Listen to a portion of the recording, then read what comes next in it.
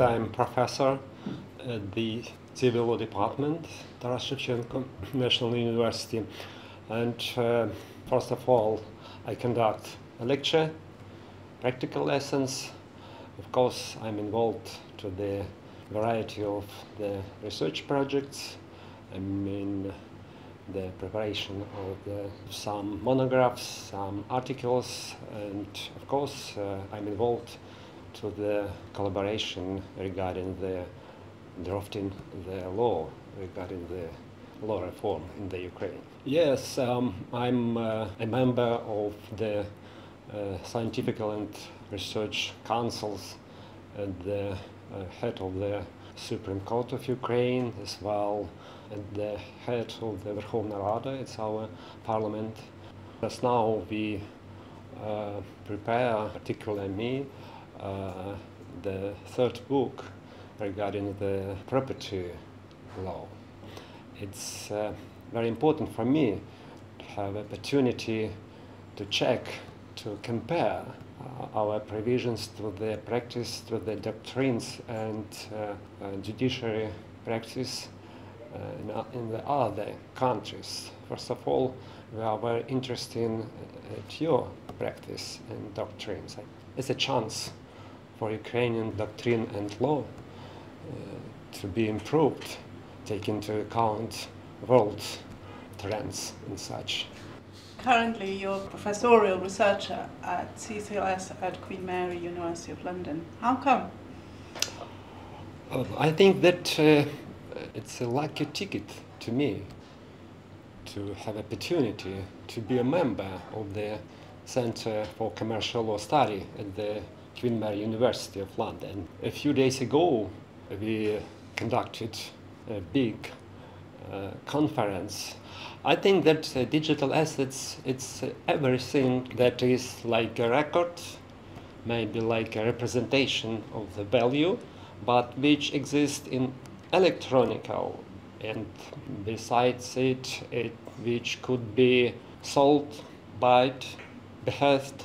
What types of digital assets are there? So what is a Facebook account or an Instagram account? Would you say that's a digital asset? Yeah, you're right. One of the type of the digital assets, of course, it's like social media accounts like Facebook and so on.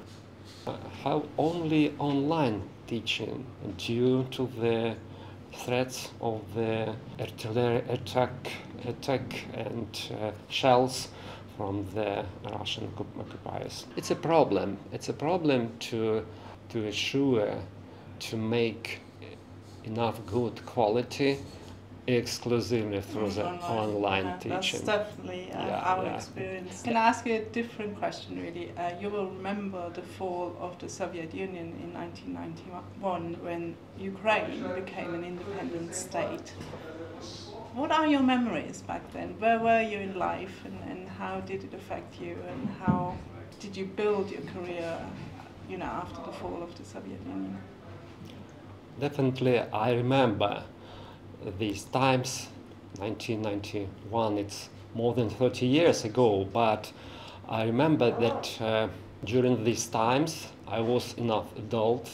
I was 26-year-old man. I was graduated at the university.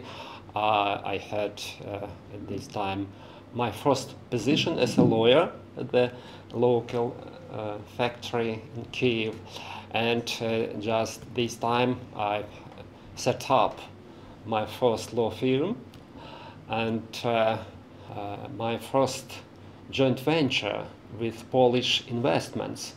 It was my first international client, and I remember that the statute fund of this limited liability company consists of the 2 computers and 2 fax machines.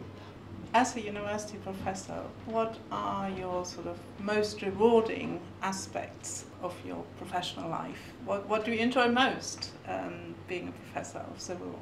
Only or not the quantity or amount of my papers, my textbooks. I think it's the feeling of the satisfactory when I see the admire or real sincere interest in the eyes of my students, of my colleagues.